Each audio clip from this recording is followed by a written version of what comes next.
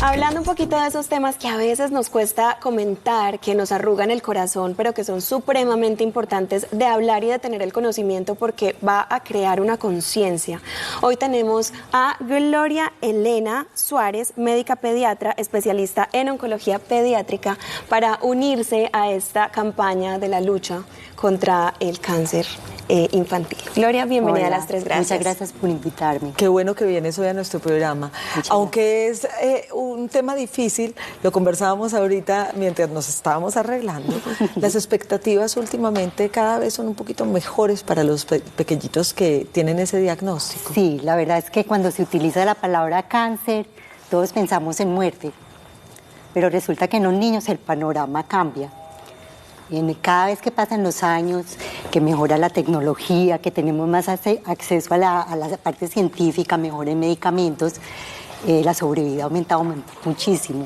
El 80% de los niños se curan. Ay, eso es... Que es al inverso que con los adultos. Esperanzador. Sí, muchísimo. Es un panorama muy alentador. Gloria, ¿qué tan frecuente es el cáncer de niños aquí en Colombia? Es muy raro. Realmente no teníamos una estadística nacional. Entonces, a raíz de que son los niños que se curan y que de pronto en los países en vías de desarrollo la sobrevida no es muy alta como en los países desarrollados, entonces hemos tratado de hacer una estadística nacional y más o menos son 700 casos o 750 al año en todo el país. En Antioquia son más o menos 150 al año. Y de pronto, ¿cuál es la mayor prevalencia de cáncer infantil? Las como patologías. Enfermedad, la patología. La más frecuente es la leucemia aguda. Dentro de la leucemia aguda, la más frecuente es la linfoide aguda, que es más o menos el 25% de los cánceres infantiles. El que sigue en segundo lugar son los tumores del cerebro. Ajá. ¿Y eso por qué se da? Porque uno se da dice, cáncer. Sí, porque uno dice, listo, en un adulto, bueno, los hábitos alimenticios, el no sé qué, hay miles de factores de riesgo, pero en un niño que tiene como nuevo su sistema. Sí, es cierto. No, y además que mencionas que en los países desarrollados el índice es mucho mayor, entonces, ¿en qué va? ¿Cuál es la relación? Solamente se ha encontrado que en un 5% de los casos está relacionado con herencia, familias que tienen predisposición a cáncer. Pero el resto es multifactorial. La última teoría del cáncer en los niños es que hay una información genética como una predisposición a tener cáncer, pero por cuestiones externas, infecciones virales, pesticidas, aún la misma contaminación, y no solamente un factor, sino varios factores con ese gen que predispone desencadena el cáncer. Entonces, precisamente por eso es multifactorial. Esta es una enfermedad que generalmente, bueno, la mayoría de personas la detectan cuando ya está muy avanzada. ¿Hay algunos signos o algunas cosas que los papás deberían estar atentos para decir, ok, vamos a llevarlo al médico, vamos a consultar? Sí, y es importante esa pregunta porque el cáncer infantil no es prevenible. Como es multifactorial, entonces no es como en los adultos que escuchamos dejar de fumar, que la dieta es saludable. No, en los niños, ¿qué es lo que tenemos que prevenir? Que los niños no se nos mueran en estadios avanzados y sin una buena atención. Por eso es la lucha contra el cáncer infantil, no para evitar que les dé. Entonces es muy importante estar alerta a los síntomas. La leucemia linfoide aguda, que es el cáncer más frecuente en los niños, los síntomas iniciales son muy parecidos a una simple gripa, que les duele el cuerpo, que tienen fiebre. Entonces lo más importante es consultar a tiempo, no hacer automedicación, ir a donde el farmacéutico para que le dé algún medicamento, sino observar. Fiebre que dure más de 14 días y que se empiece a asociar con dolor en los huesos y que ya el dolor lo despierta por la noche y es un dolor mucho más fuerte que el de simple una infección viral. Le empiezan a salir ganglios, a sangrar por la nariz, por las encías o se ve muy pálido. Entonces ya son signos de alerta que es consultar donde el médico para que haga un examen de sangre y se pueda hacer el diagnóstico. Creo que es importante acá hacer la aclaración, que es como si fuera episodio viral, pero que dura más en el tiempo. Por eso nos hablabas de 14 días de fiebre sin interrumpida. Sí, no es simplemente la fiebre, sino que se va pasando en el tiempo. Entonces, es los papás estar alertas de cuándo consultar. De hecho, en las últimas campañas que hemos hecho contra la lucha contra el cáncer, no es solamente a los papás, sino también a los médicos, estar alertas de que si es un paciente que está con un cuadro gripal, explicarle a los papás, si usted ve que en 15 días pasa esto, hacerle seguimiento al paciente, ya que no tenemos un examen que podamos tomar con cierta periodicidad que nos permita decir, este niño está con una preleucemia, que es lo que usa la gente, principios de leucemia. Hablemos del diagnóstico, que creería yo que es de pronto uno de los puntos más neurálgicos que debe asumir la familia. ¿Cómo se hace esa parte del diagnóstico y cuál es el proceder que debería tener una familia que le entregan de pronto la noticia de que uno de sus hijos tiene cáncer? ¿Cómo enfocar a la familia? Sí. Sí, es bastante difícil, porque al principio lo ven como una enfermedad que era aguda y cómo es que ahora tiene una leucemia. Entonces, lo primero es quitar esa carga de culpa a la familia que fue que no consultó a tiempo, sería que no lo llevé al pediatra cuando tocaba. Entonces, primero quitar los sentimientos de culpa y decir que la leucemia en los niños es una enfermedad aguda y que tiene opciones de tratamiento, que tiene un 80% de posibilidades de curarse empezando un tratamiento en forma oportuna. Entonces, siempre en las campañas de manejo y la lucha contra el cáncer infantil está que los médicos lo manden a un sitio de tercer nivel, donde tengamos todo el recurso para hacer el diagnóstico, hospitalizar al paciente, hacer un diagnóstico rápido y un tratamiento oportuno. Y en ese caso, ¿el tratamiento se trataría exactamente igual que los adultos o hay alguna diferencia? Hay diferencias porque es que el tratamiento del cáncer depende del tipo de cáncer. Hay unos que les sirve la quimio, otros la radio, otros la cirugía. La leucemia linfoide aguda, como es en la sangre, entonces el tratamiento básicamente es con quimioterapia. Igual como se maneja una leucemia de los adultos con quimioterapia, pero hay otros tipos de cáncer, en los ganglios que son los linfomas, los tumores cerebrales. Entonces en esos, por ejemplo, el tumor cerebral, la base del manejo es quirúrgico y ya después radioterapia o quimio.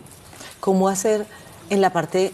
Es que no podemos olvidar que son niños y que los niños, a pesar de que escuchen el diagnóstico, no llegan a interiorizarlos ni a entenderlo con la gravedad que hay veces hacemos los adultos. ¿Cómo tratar de sostener la vida lo más normal que se pueda para el niño o explicarle que no puede volver al colegio, que hay cosas que no va a poder hacer en un tiempo? Los niños tienen un poder de adaptación que yo me aterro.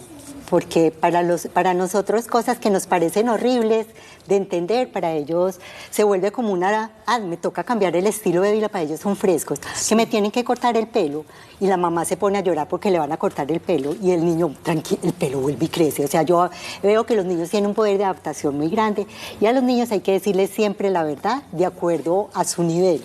Si ellos preguntan más allá, yo nunca les oculto su diagnóstico. Tienes una leucemia, te vamos a hacer un tratamiento para que te cures, va a ser así. Y ellos entienden absolutamente todo con una tranquilidad que es aterradora, pero que a la hora la verdad es lo que le ayuda a los papás a sostener bien todo el tratamiento y hacerlo lo más manejable. Claro, es que generalmente este tipo de diagnósticos pues son mucho más fuertes para los papás, por lo que tú decías, está el factor de la culpa, está el factor del miedo, también está ese factor de no ver a su hijo crecer dentro de la normalidad, ¿cierto? Dentro de la sociedad. Y a veces para los niños es un tema que es un poquito más irrelevante porque no ven la gravedad del caso, pero en estos casos se recomendaría tener como algún acompañamiento psicológico tanto para los niños como para los papás. No, y no solo psicológico. Todo paciente que llega a la institución con diagnóstico de cáncer, siempre se pide valoración por otras especialidades porque no solamente somos los médicos que actuamos, está el trabajo social, la nutricionista, psicología, trabajo social, si necesita cirugía, cirugía, y ellos se sienten desde que llegan que están acompañados, porque la idea es hacer un manejo integral. Es más, en muchas instituciones hay profesores para que no pierdan las clases, es tratar de que eso que se vuelve 2 años de tratamiento, que es un pedacito, un paréntesis que se hace en la vida para que sea lo más normal posible, que lo toleren lo mejor que se pueda y a las familias también darles todo el apoyo. Se han hecho muchos trabajos y las familias se traumatizan, el niño se traumatiza con un diagnóstico de cáncer. Hay que Y cambiarlo. uno tiene más herramientas de las que uno cree. Uno hay cosas que piensa en la vida. Si a mí me pasara tal cosa, yo no aguanto. Sí, que saca la fuerza. Pero hay una fortaleza, una espiritualidad, hay un acompañamiento familiar que les permite que ese niño y esa familia puedan pasar todo este tiempo lo mejor posible. El amor es una cajita de herramientas Sí, que puede sí, con todo, total, muy ¿cierto? fuerte, demasiado fuerte. ¿Qué hacer con estos?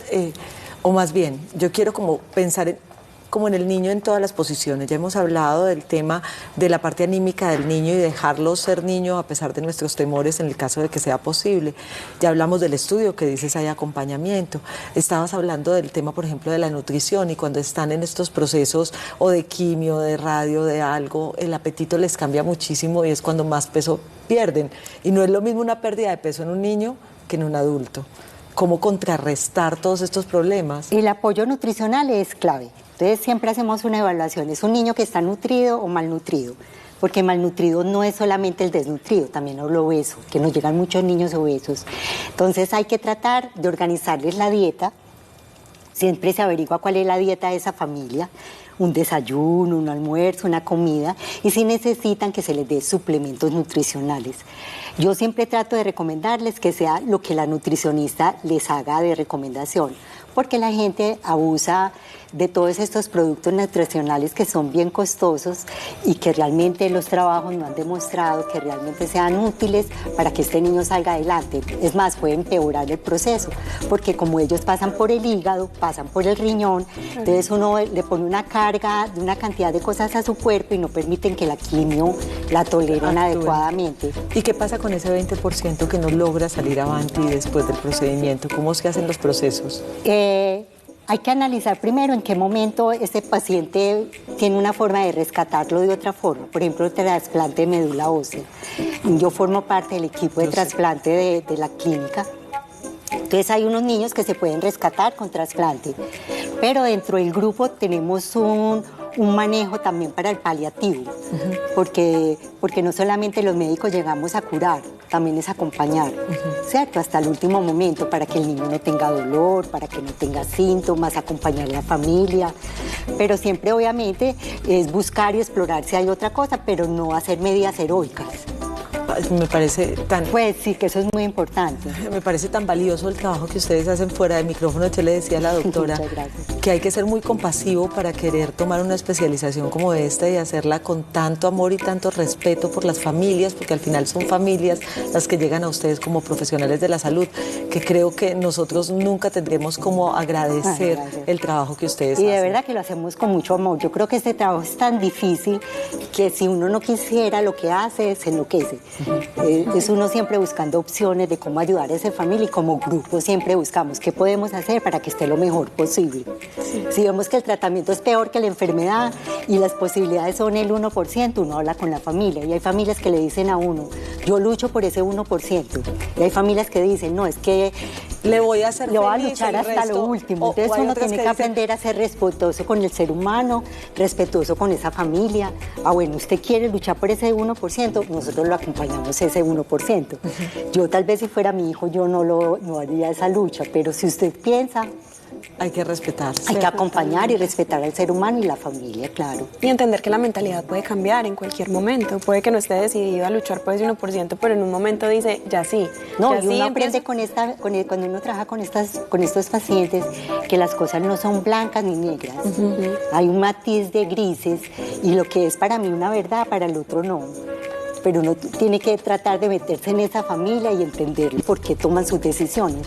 De verdad, doctora, gracias por acompañarnos. No, gracias por ¿Hay invitarme. algún Instagram a través del cual podamos nosotros informarnos de estas jornadas, de los exámenes e incluso de este boletín que sacaron tan interesante de Sonrisas que Sanan, que hace parte de la campaña? Sí. Ajá. Es bien importante porque estos 10 síntomas que se expresan, que está desde la Organización Mundial de la Salud y la Organización Panamericana de la Salud, son los síntomas que son predominantes para que la familia los tenga en cuenta. Entonces pueden estar o la ACHOP, que es la Asociación Asociación Colombiana de Hematología y Oncología Pediátrica, que tiene la página web, o en la misma página de la Clínica Las Américas en AUNA, Instituto de Cancerología, tenemos la información. Y hoy nos trajeron manillitas para todos nuestros compañeros del canal, así Aquí que las chicos, yo tenemos. quiero que ustedes la usen y se comprometan, porque quienes tenemos niños en casa o quienes tenemos familias que tienen niños también, yo creo que todos. O sea que el transmitir esta información hace que los diagnósticos sean más tempranos, y a un diagnóstico más temprano la esperanza se eleva a un 80%. Sí. Gracias de verdad, Ay, doctora. no, gracias a ustedes por la invitación. Muchas gracias. Doctora. Seguimos entonces Ya con volvemos más con en las más. tres. Gracias.